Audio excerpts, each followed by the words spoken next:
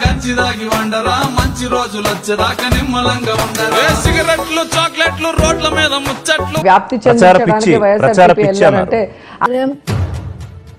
అక్కడ వచ్చింది కరీనా కపూర్ కాదు, కరిష్మా కపూర్ కాదు. మేము పోయి చూడటానికో లేదా ఈవెంట్లు చేయటానికో వచ్చింది corona virus. It is nothing but జ్వరం. ఇట్ ఈస్ నథింగ్ బట్ జ్వరం వస్తుంది, ఆ తర్వాత వెళ్ళిపోతుంది. ఇంత ప్రాణాలు పణంగా పెట్టి అఫీషియల్స్ తో పాటు గెలిచిన ప్రజాప్రతినిధులు తమ బాధ్యతగా పనిచేస్తున్నప్పుడు ఏ విధంగా ఈ తెలుగుదేశం పార్టీ వాళ్ళు మాట్లాడతారు? ఈ రోజు మీరు ప్రజల్ని 3.5 లక్షల కోట్ల అప్పుల్లో ముంచేసి సర్వనాశనం చేశారు.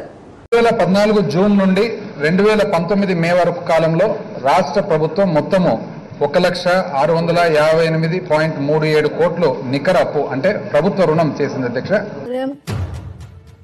హుదూదులో వచ్చిన కోట్లాది రూపాయల్ని మీరు మింగేశారు. ఒక్కడికి ఇల్లు కట్టలేదు, ఒక్క కాలువకు కూడా కట్టలేదు.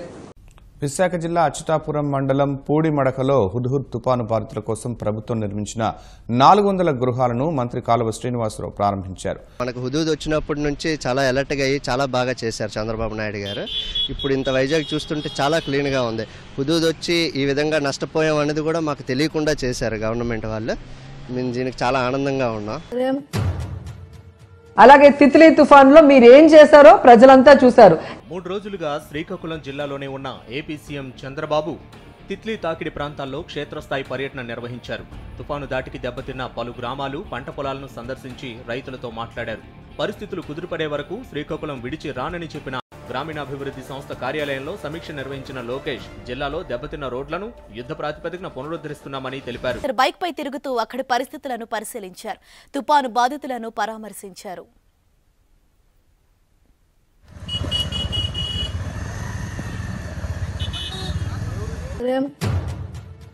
ఎక్కడో గవర్నర్ బంగ్లాలో వచ్చింది అంటే అక్కడ ఉన్న స్టాఫ్ నిర్లక్ష్యం. దానికి స్టాఫ్ జాగ్రత్తగా ఉండాల్సిన అవసరం ఉంది. అక్కడ పోయి జగన్మోహన్ రెడ్డి గారు కాపలా ఉండలేరు కదా. రాబోయే రోజుల్లో మనం కరోనా ఈ రెండు కలిసి ఇద్దరం కూడా జీవించే పరిస్థితి కనిపిస్తా ఉంది. కాబట్టి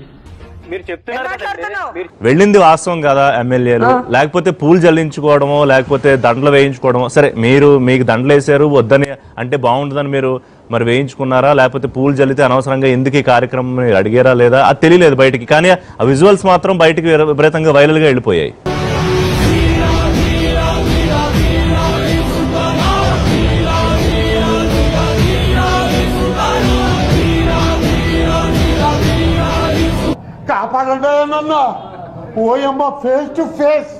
మీరు వాళ్ళని అడగరు, వాళ్ళు అడిగినవన్నీ ఎత్తుకొచ్చి మమ్మల్ని అడుగుతారు. ప్రభుత్వాన్ని అడగాలి కదా. ఇప్పుడు ప్రతిపక్షాన్ని ఇప్పుడు ప్రజలు ఓడించారు, ప్రభుత్వం వాళ్ళు బాధ్యతాయుతమైన స్థానంలో. ఇప్పుడు మనం కరోనా గురించి మాట్లాడుకుందాం.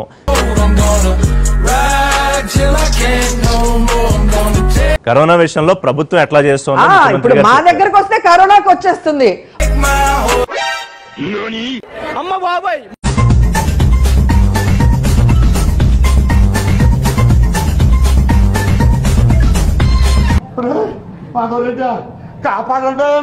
నిన్ను కాదు, ఎవరైతే వాళ్ళకి సపోర్ట్ చేసి వాళ్ళు అడిగే చెత్త క్వశ్చన్లు మమ్మల్ని అడిగితే మాకు కోపం వస్తుంది. నువ్వు ఏ తప్పైనా చేయొచ్చు, నిన్నేమనకూడదు. పోలీసుల మీద పూలు జల్లితే ఫ్రంట్ పేజీలో వేసి గౌరవిస్తారు. కానీ ఒక ఎమ్మెల్యే మీద ఎందుకు పూలేశారు? పూలేసే పని ఆమె ఏం చేసిందో అక్కడికి వెళ్ళి మీ రిపోర్టర్స్ తో అడగండి.